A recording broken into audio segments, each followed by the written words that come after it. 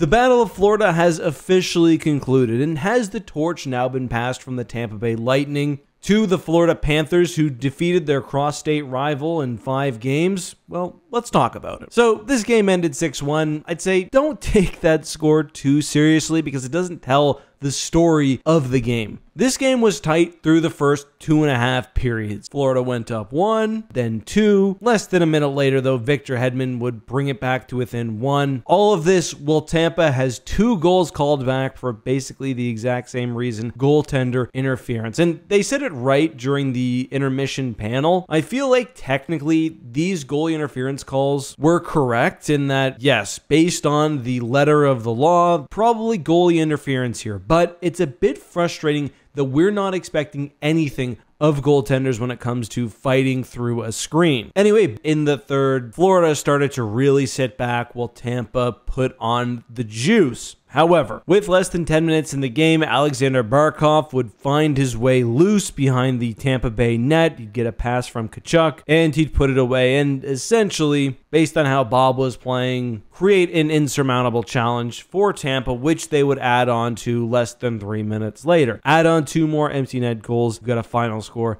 of 6-1, and Tampa going home. Regarding that first question, though, has the torch been passed? In my mind, no. Is Florida the better team? Yes. But when looking at the Tampa Bay Lightning, until you win at least 1 cup, I don't know if you can ever really take that torch. Maybe that's just me being a little too picky with the language, however. But people will remember this generation of Tampa Bay Lightning for a very long time. Florida needs to get to the next level and win a cup at least for them to reach anywhere close to that status. But the other big question, what happens to Stammer? Stamkos throughout the season seemed to be frustrated by the lack of a new contract with the Lightning. It seems clear to me that he wants to stay, and I think the Tampa Bay Lightning are absolute morons if they don't re-sign him. He is the greatest captain in their team's history, and I thought he looked really good these playoffs. I mean, 5 goals in 4 games, helping keep the series alive in Game 4. Like, I don't know, he's still got lots of life left in him, and I think Tampa Bay is going to be able to find enough free agents to keep viable. I'd run it back. Why not? But just my thoughts. Let me know yours, of course, down below.